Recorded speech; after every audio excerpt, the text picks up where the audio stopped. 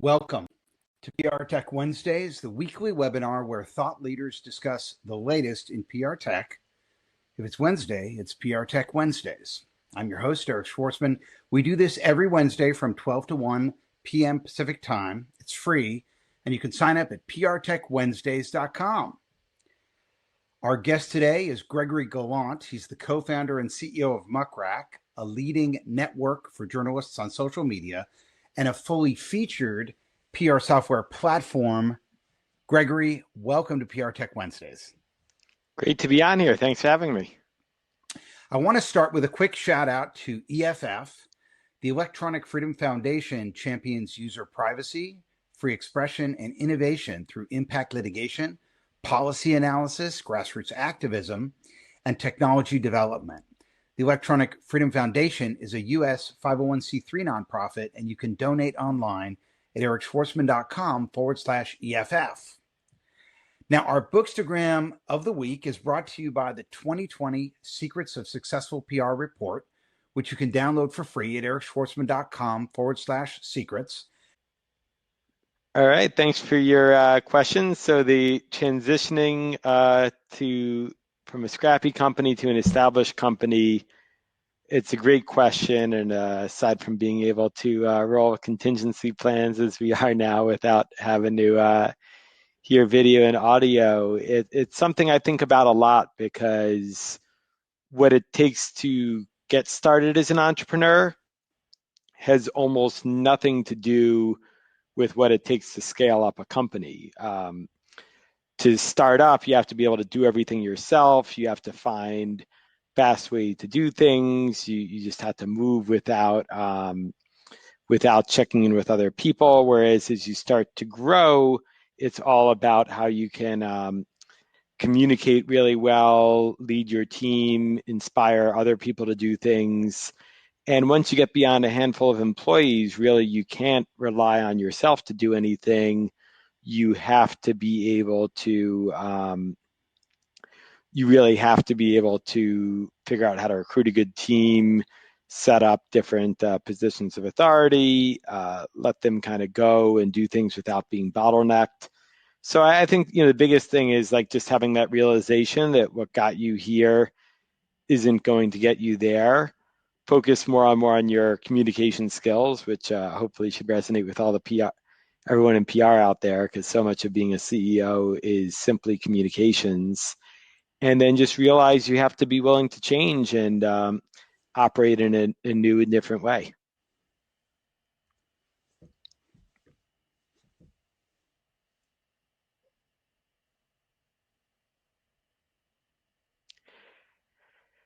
Yeah, that's a great question. So kind of, what we saw was that in the old days, and I see you're asking me to read the question. So basically, anyone had to click back and forth between a media monitoring service and legacy database knows that it's a no-brainer to combine those two services into one product. And then you're also asking about our kind of more marketplace approach, where we have services for both journalists and PR people. And how can I tell us about this more Uber-like approach? So basically, the way that we think about it, as you said, it used to be that people were much more focused on just having one media database separate from their monitoring. What we saw when we came to the market, and by the way, I can see your video again.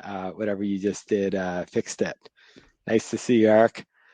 What we saw was that it really makes sense to integrate the monitoring and the media database, because as you're monitoring, you're going to see, hey, this journalist just wrote about my company, about my competitor, about my CEO. Now I want to pitch them on a story. Maybe it's on a correction, maybe on a follow-up, maybe you just want to add them to your media list for the next contact. So when we built Muck, we built the monitoring and the database all together in one platform. It's completely linked. Whereas a lot of other companies that have grown through acquisition, they built one database, then they acquired monitoring, or vice versa, and the two are really running on two different software platforms And even though they might have the same logo on them, they're completely disconnected systems. So we So, saw so for can you hear putting me those now? both in one system. Yes, I can. So just for those of you who are on the line listening, I mean, I can remember, having two services, a media database service, which I would use to retrieve contact information on journalists I wanted to reach out to. And then I would have a separate media monitoring service. And because the media database service was always going out of date and unreliable, what I would do is basically go to the media monitoring service, do a keyword search against maybe the client's competitor or an issue related to the client, a news issue, and then I'd look at all the recent results I got by journalists who were writing about that, and then I'd basically copy and paste the first and last name of each journalist from the media monitoring service, paste it into the media database service, and basically reverse engineer my list. I'm still cutting in and out, huh? Are you able to hear me or no? Gina, anyone else on the line? Connie, uh, Aluwe. I'm sorry if I'm mispronouncing your name. Wule. Can you guys hear me, or is it cutting out for you too?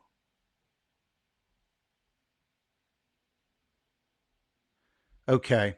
All right. Connie's got me fine. So it's just seems like it's just breaking up for you, huh, Greg?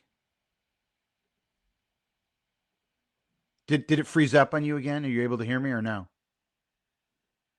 I'm any better? You got me now, Greg? Greg?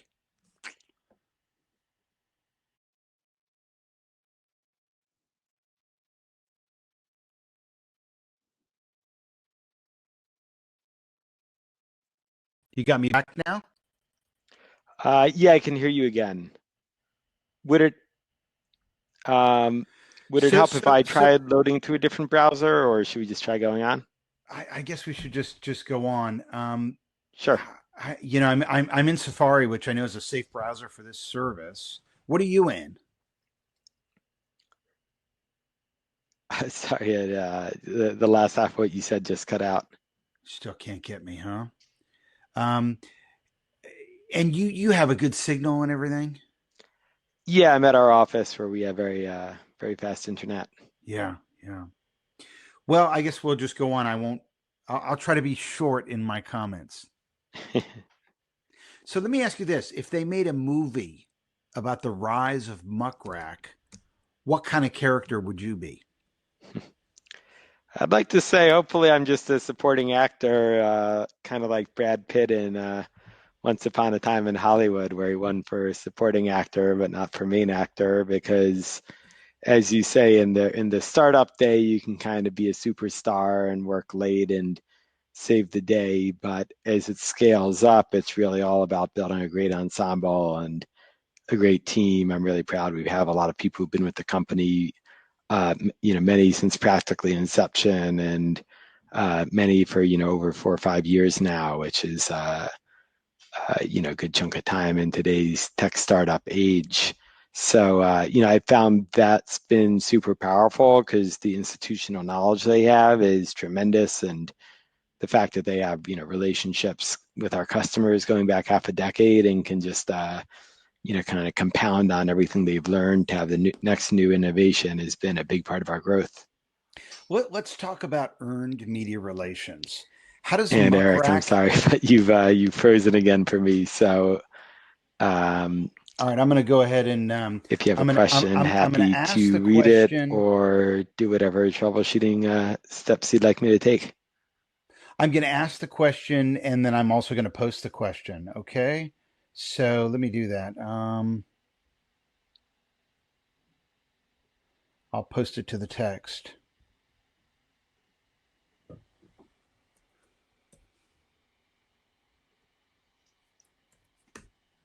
Okay, so the question is, how does Muckrack help PR people secure third-party endorsements? All right, Eric, I see you're asking how does Muckrack help PR people secure third-party endorsements? I'm assuming by your question that you mean third-party endorsements by basically getting earned media and journals covering them. And if so, what we do is we help PR people find the perfect journals to pitch because we index everything every journalist writes and everything that they tweet. So rather than just pitching a journalist based on some broad topic idea with Muck, you can actually say, show me which journalists wrote stories about South by Southwest last year so I can add them to my media list for who to pitch this year for our South by activation. Or, right now with coronavirus, you could say, show me which journalists wrote about coronavirus yesterday, because I think they'll probably do a follow-up story today, and those will be the people that I pitch. Or if you're doing PR for the CDC right now, you could be looking up like, okay, I need to know who at the Wall Street Journal has been covering coronavirus. You could search Muck, see that exact perfect journalist, and then start adding them to your media list and quickly getting the word out. And so, what do you do differently? How do you keep Muck current? How do we keep Muck database of journalists current? We have many methods, and one of the biggest things we hear from journalists and our customers on the PR side is that what really sets Muck apart from any other platform is that the data is much more up to date. We have a few few methods. One, we're always indexing the news. So the second we see a journalist gets a byline or new publication, that sets off an alert. We have a large editorial team that's constantly monitoring the news, talking to journalists, looking at job changes, et cetera. So there's a big human element to it also. Then finally, the third leg of it that we do that nobody else does is we give journalists free portfolio pages that are public. So it helps the journalists because they have an automatically updated portfolio page that they can use, for anything they want. And it's a big service we give the journalists, but also it lets the journalists directly communicate with us and update their own information too, similar to LinkedIn. Can you hear me? No. Okay, I'll ask the other question then. How do you make sure people don't use the How do information we incorrectly to circumvent media spam? relations spammers? That's a Yeah. great question. And actually, when we started, one of our biggest inspirations to start Muck was to solve this problem of PR spam because it's something that's plagued the industry long before we came to exist. Since the nature of email, it doesn't cost anything to send an email, and there were a lot of older legacy systems set up that were premised on this idea of quickly building a huge list based on broad beats and then sending a mass blast. So a great example might be if you were launching, let's say, a new electronics device, you'd click show me all the tech journalists, and then let's email all the tech journalists. The problem with that is that of all those tech journalists, many of them just cover enterprise software. Some of them might only cover tech for people with disabilities, and there might be all these niches within that, and now you're spamming the journalists that would never cover what you're writing. And then in the meantime, you're not investing time into customizing your messaging to journalists that would cover it. And the problem with that was, of course, it's awful for journalists, and journalists are constantly complaining about bad PR pitches they get. But now, thanks to social media, it's got this big reputational risk for the PR person because you're doing bad pitching. Not only is that bad in and of itself, but now journalists love to call you out on social media for it. So, it can hurt your reputation in a big way. And of course, it hurts your reputation in a small way because that journalist won't take you seriously. On the flip side, what we've done is because of our very targeted database and method of finding journalists, the idea is instead of pitching 500 journalists the same thing, you find the perfect 10 journalists to pitch. And then through our platform, you can use templates, but then it makes you customize each version of the template to each journalist so that every email you're sending out to every journalist is personalized. And when somebody gets a personalized email, they take it much more seriously than what's clearly a generic email. And it's kind of this basic math of correspondence that the more time you put in to an email, the more serious someone's going to be in investing their time to respond to you. So it's all about customizing your pitching, getting smaller lists, and investing more time in each outreach. In terms of personalization, is a name enough? No, he didn't get that. So I'm just going to continue to go through my list of questions. Unfortunately, for folks on the line, I won't be able to ask follow-ups.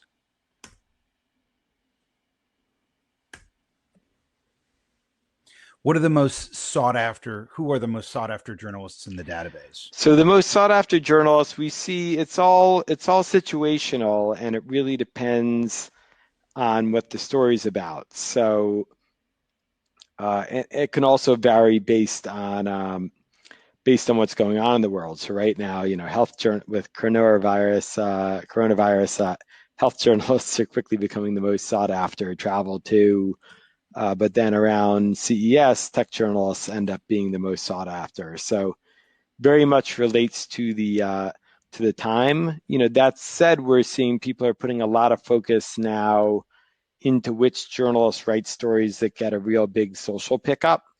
We have a lot of tools in Muck in our reporting suite, and this very popular tool called Who Shared My Link that shows you, once the journalist writes a story, how much does it get shared on social media.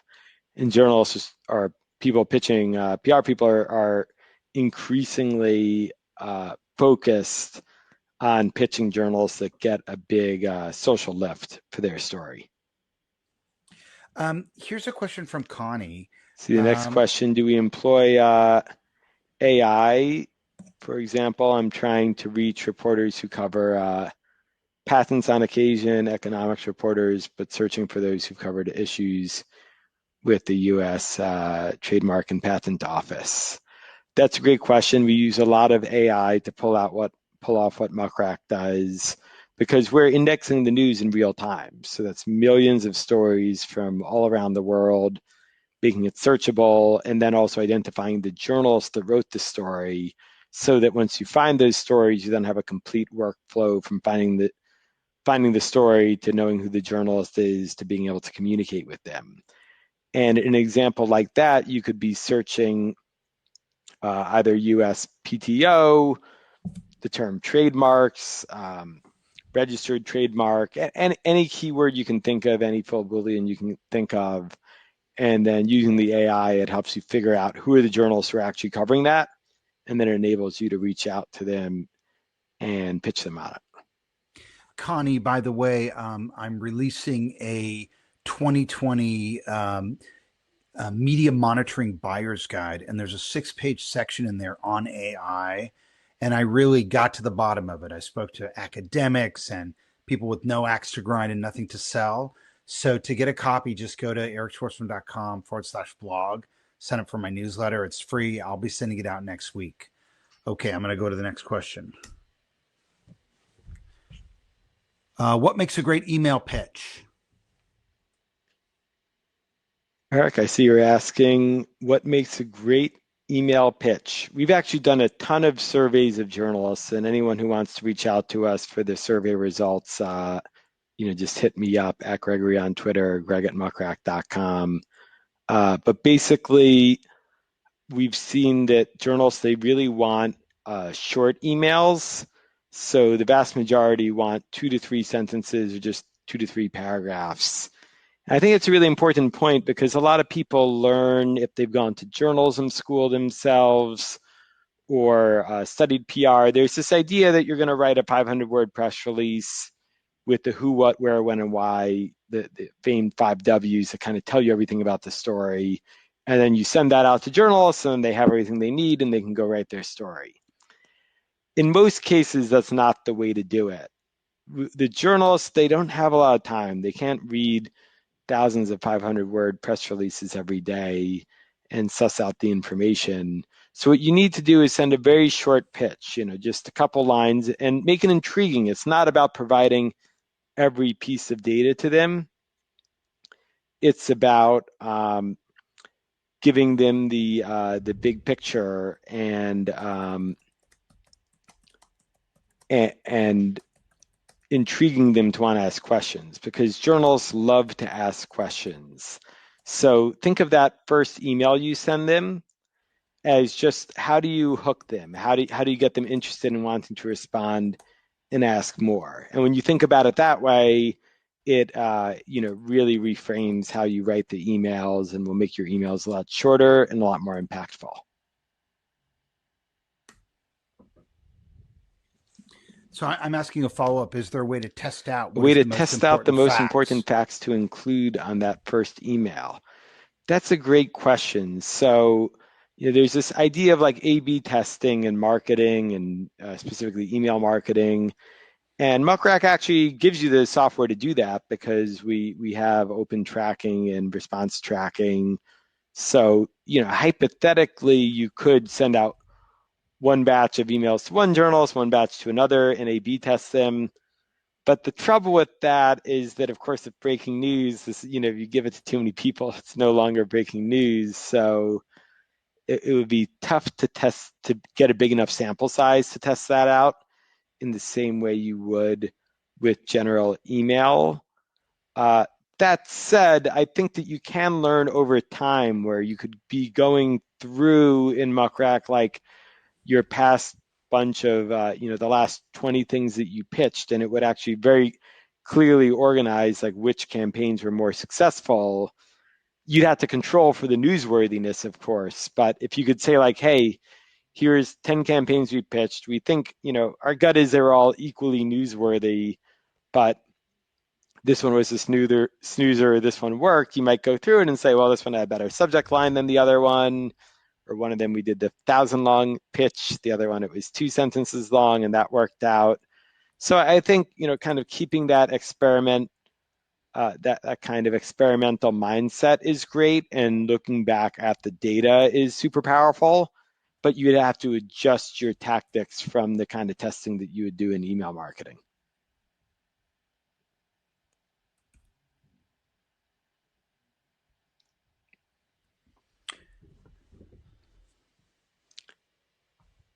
What's Muckrack's business model? I'm an adjunct this is from Connie. I'm an adjunct teaching PR and former owner of a sizable PR firm. Don't understand all the options. Other platforms give her a free education account. What's our positioning statement? So Muckrack has a pretty simple business model, but it's actually very different than others in our space. So similar to other PR platforms, we charge an annual license fee to businesses and organizations that want to use Muckrack. And then for journalists, actually, the part for journalists is completely free. We see this as a way to give back to the journalism community, so that journalists can have free portfolios. They can also run free reports on the impact of their coverage and discover other coverage. And then to your question about education accounts, we offer those too. So if you're a teacher and your class needs to use Muckrack, reach out to us and we can get you set up. We love finding new ways to pay it forward and support the community.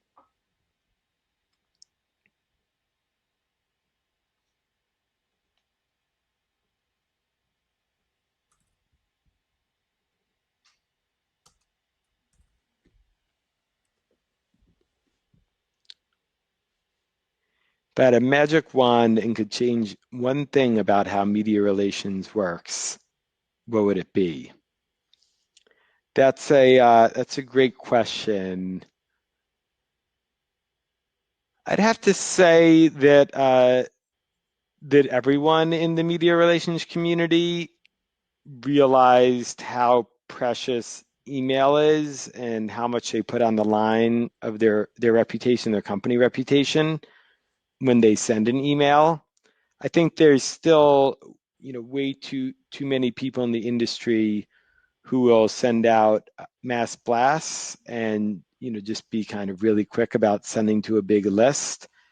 I think that really hurts their reputation. But then worse, it's this kind of tragedy of the commons where it hurts the reputation of the PR industry, and then it makes it harder for journalists to check their emails. So my magic wand, I'd see the PR industry send out fewer emails and more targeted emails, and that, which is our mission. And then on the flip side, I'd also love to see journalists respond to more emails, even if it's to say in 1 or 2 words, not interested, or, hey, there's someone else in my organization who'd be the better person to pitch. And I think that would happen. I think the journalists would do that if they got fewer emails so that it was manageable to give those kinds of responses. What surprises you most about what works and what doesn't in earned media What surprises me relations? most about what works and what doesn't work in earned media relations? It's a great question. One big thing that we've seen is that journalists really focus, and this also comes out of our survey, the majority of journalists track how many times their stories are shared. And, can only be reasoned that when the journalists are writing the stories, they think about how much their stories will be shared and how do I get them. So I think it's a big flip in the, oh, and thanks for sharing that you're reading the questions too.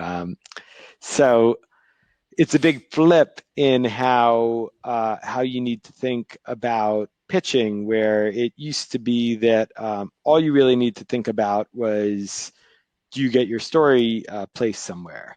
Now you have to wonder, well, every publication's writing so many more stories. The question becomes, once the story's placed and run somewhere, does it get shared at all? So I think it behooves PR people to think from the beginning, is how's this story framed, not just in a way that it will get run in a publication, but after it's run, will it get shared? Will people click on it? Will people read it? And to figure that out, we also asked journalists how much they, or what they think makes stories shareable. And one of the biggest factors they say that makes a story shareable is if it contains an image. It seems kind of obvious, but you do have to step back and think just 5 years ago, most stories on the web didn't contain an image. And what happened was that all the social networks, Facebook, Twitter, LinkedIn, made it so that when you paste the URL in, it grabs the thumbnail of that URL and made it a lot more appealing to click on. And now pretty much every story has an image in it, even if it's a lame wire image or a stock photo. But I think that means if you're pitching a story, having a compelling image really matters. So I really encourage anyone in PR to invest a lot more in creating great images. Maybe that means hiring photographers to take great photos of your plant, your office, your executives, your product, whatever you have to show off, or if it's a data play, to create great infographics about it. And that can really make a big difference. And I see Connie says, and videos, and I couldn't agree more. And in fact, if you do a video shoot, it's easy to get photography out of that, so you can get a kind of a double hit off of that pretty easily. Tell us who your customers are by category. What percentage are PR agencies versus Great. sole I practitioners see versus your in-house question, PR? and who our customers are. We're about 60% in-house PR firms, and then 40% agencies. Our customers over time, they're more and more, we have a lot of Fortune 500s. We have most of the major agencies use Muck now. So we have a lot of really big customers, but we have a lot of startups and smaller agencies. So I don't have the exact data ready to share, but it's a pretty wide spread between sole practitioners to the largest PR firms in the world. If you think about companies of different sizes, from startup to change up to scale up to grown up, what percentage of Yeah, so in customers fall terms into of these companies groups? of different sizes, startup to change up to scale up to grown up, most of our customers are now these large companies, because these big PR teams have a real need for what we build, find the right journals to pitch, monitoring the news, building reports they can share with their executive teams. But we still have a really sizable number of startups. And of course, we came at it from that angle I've been a long time entrepreneur and founder, and kind of built it in the very early days with my own use case in mind. So we love those startups and the sole practitioners. And we also learn probably a disproportionate amount from them, because if you work at a big agency, you're passionate about your job. But if you're a solo practitioner, you live and die by the software you use, because you don't have a whole team of people to rely on to get things done. So what I love about the sole practitioners is that they have probably the highest expectations of us and the highest demands. So a lot of our best ideas and the most incisive feedback we get are from the solo PR pros and the startup companies that are really doing it all on their own. That's interesting. Does Muck use a PR firm? Why or why not? Here at Muck, we do our PR in-house, and it's a funny question. It's very meta, and we think about this a lot. So far, we love PR firms. We work with them all the time. I know a ton of great PR firms, but we decided to do it in-house. One, we don't want to show favoritism, since we work with so many different PR firms, and choosing one. And the other reason is that we love what people call in tech dog fooding, eating your own dog food. We love the idea that we have to use Muck ourselves to get our own press. And we'll go in Muck and we'll be like, hey, it should do this. Why doesn't it do that? That'd be useful in getting our press. And then that gives us a whole litany of new feature ideas to go and build. So simply by using Muck ourselves, we learn a lot.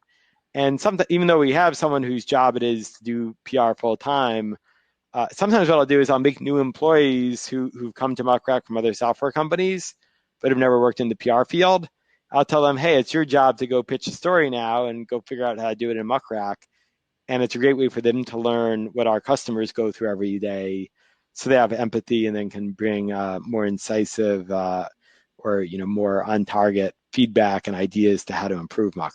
But we are all about improvement. Most of what's in Muck today came from customer feedback that we've received, not our initial idea.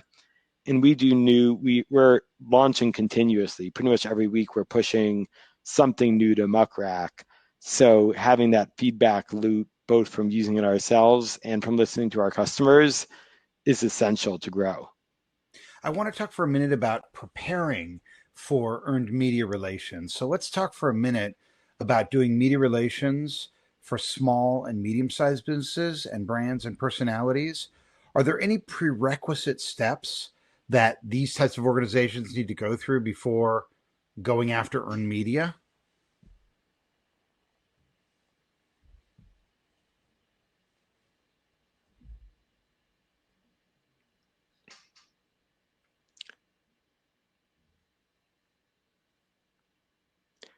So that's a great question. Prerequisite steps before getting earned media. One big prerequisite, I would say, is placing yourself, going through the test of thinking like, what's interesting about my business, what's newsworthy about what I'm doing.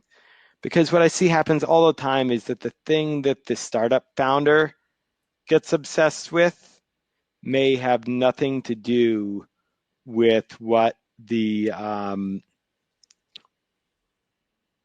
wants to know. So,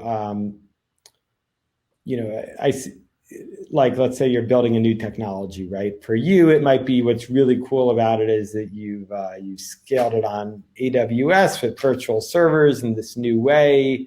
You found some cool new hardware system that helped you compile your code faster, and you're really proud that you just hired a bunch of people. But what's interesting to the market might be that maybe the founder comes from an unusual background, or that they, I saw a great example of like a healthcare company recently where they were talking about all the innovations they'd made in their healthcare company that I found very hard to follow as someone who wasn't an expert in that industry. Then I asked the founder, what got you interested in solving this medical problem? Was a family member affected? And they said yes.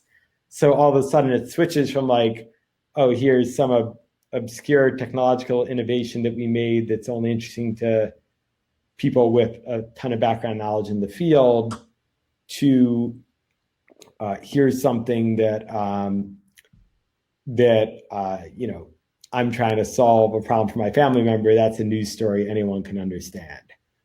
And how do you figure that out? I think you have to really get feedback from someone who's not in your business. And this is hard because when you're in your business all day, and if you have a co-founder or early employee, your judgment gets warped because you're so close to the problem. So, I mean, you happen to know a journalist, that's awesome. If your friends, even if you can't afford to hire them, if you know any PR people, just talk to them and get their advice. And, failing all that, just talk to your best kind of liberal artsy friend or, news junkie friend who's out of your industry, and tell them what you're doing and ask what part of it resonates. Even go to a cocktail party and tell the story, tell your story to a bunch of people and try out different variations of telling your story and see what gets people at the cocktail party most interested. So there's a number of ways to do it, but just like getting out of the minutia and figuring out like what's the real story here is the biggest prerequisite, because you can pitch a bad story all you want and it won't help. Are startups or smaller companies that may not be able to afford PR outsourcing using Muck to do PR themselves?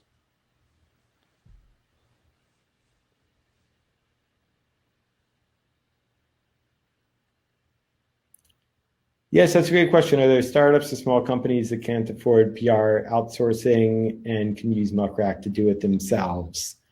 Yeah, it's a possibility. I mean, Muck, of course, it's generally cheaper to buy software than to hire someone's time, just due to the nature of a human's time being so scarce. So, it would certainly be cheaper to subscribe to Muck than outsource it. That said, that's not the way that we pitch the software. And I give a big caveat to that, because someone needs to use the software and someone still needs to pitch to journalists. It'd be like saying, can I just sign up for QuickBooks and then I don't have to worry about a bookkeeper? And it's like, well, you can sign up for QuickBooks and yeah, you don't need a bookkeeper, but then someone's got to do the bookkeeping at your company. QuickBooks can't automate everything. Someone still needs to reconcile. They've automated a lot, but not everything.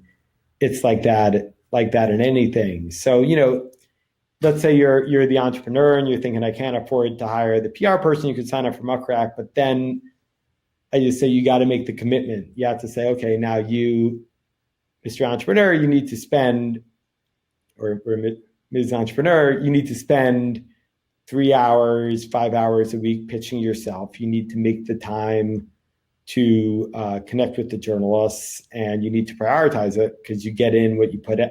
You get out what you put in. So if you're not spending that time doing the pitching, then you're not going to get the results. And if you don't spend the time iterating and following up and doing all the other things PR people do. And, honestly, I don't think it's necessarily a bad use of time of an entrepreneur, because if you have no money, you're doing lots of other things that a CEO of a major company won't do. And it's really important for the entrepreneur to learn how to communicate with journalists, because that's always a part of the job. And here I am being interviewed, and not only being grilled by you, Eric, but doing it in asynchronous, text-heavy fashion. So you have to learn. It's a skill that even the CEOs of the largest companies in the world need to keep up. So I think there's some nuance there, and I think it's all about balancing and just thinking, both how to use the best software and how do you staff it, be it yourself, someone in-house, or an agency, or some combination of the three. What are your thoughts on using press releases at non-publicly traded companies? Are they worthwhile? Do you recommend them? And what's their value?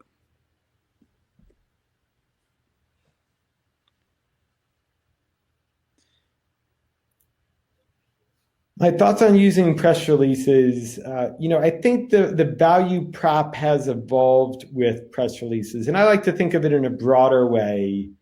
You think about the PESCO model of paid, earned, social, and owned, that your earned media is what happens. You pitch the media, you get that story written, that's your earned.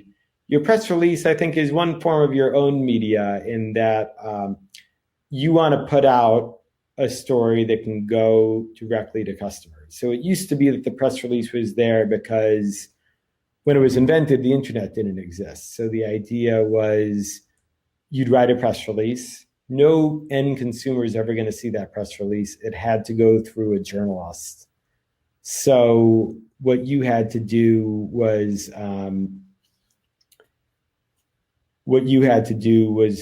just get that press release to the journalist, and the journalist thought, hey, I can add value by simply taking this press release, deciding it was newsworthy, and kind of rewriting it or running it for my audience.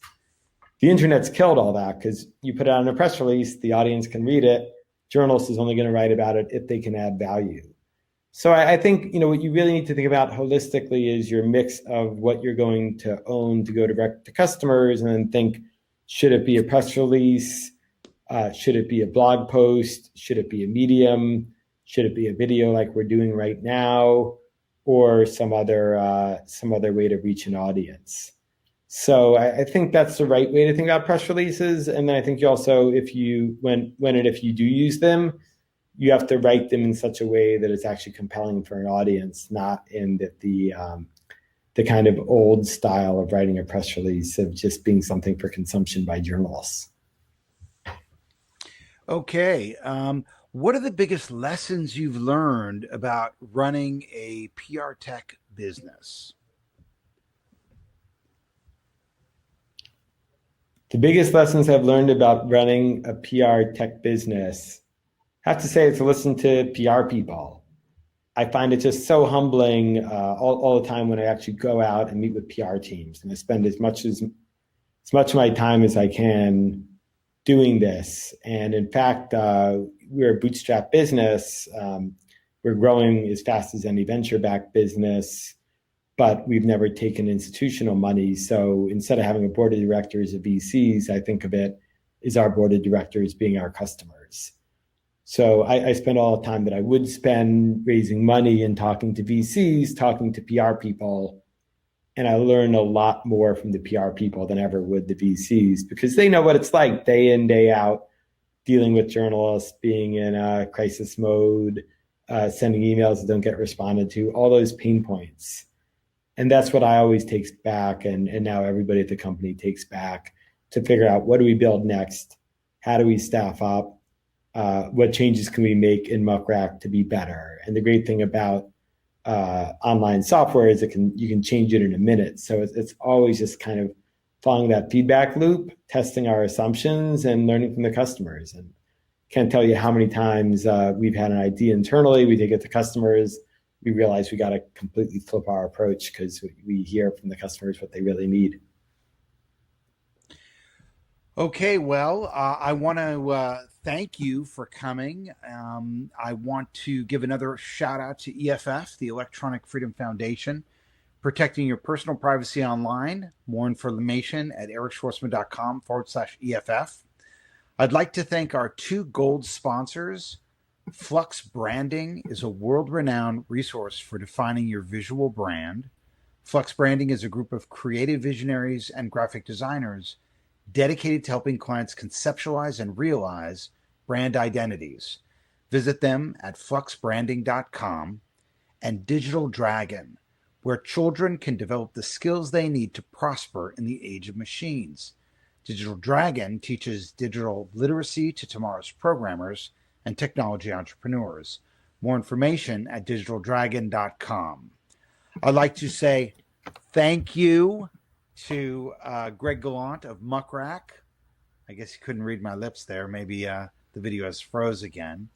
Join us next week for a discussion with Jenny Dietrich, author of Spin Sucks, co-author of Marketing the Round, and co-host of the Inside PR podcast. I'm also excited to announce that my 2020 Media Relations Buyer's Guide will be released next week.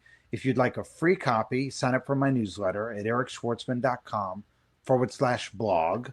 The report is very in depth. It covers using AI to monitor for relevance and sentiment, monitoring articles behind paywalls, advanced Boolean filtering, measuring for business impact, PR attribution, and more. And again, you can get a free copy of my 2020 Media Relations Buyer's Guide at ericschwartzman.com/blog. If you're watching this live, or if you're not watching this live, you can go to prtechwednesdays.com and register to attend these free weekly PR Tech briefings every Wednesday from 12 to 1 Pacific time. And if you're watching on YouTube, please like and subscribe. This has been Eric Schwartzman from Santa Monica, California. I'll see you next Wednesday. Bye-bye.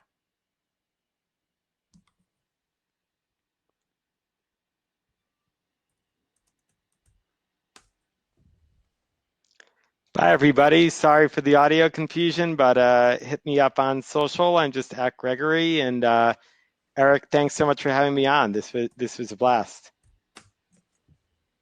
All right, everybody. Signing off. Bye-bye.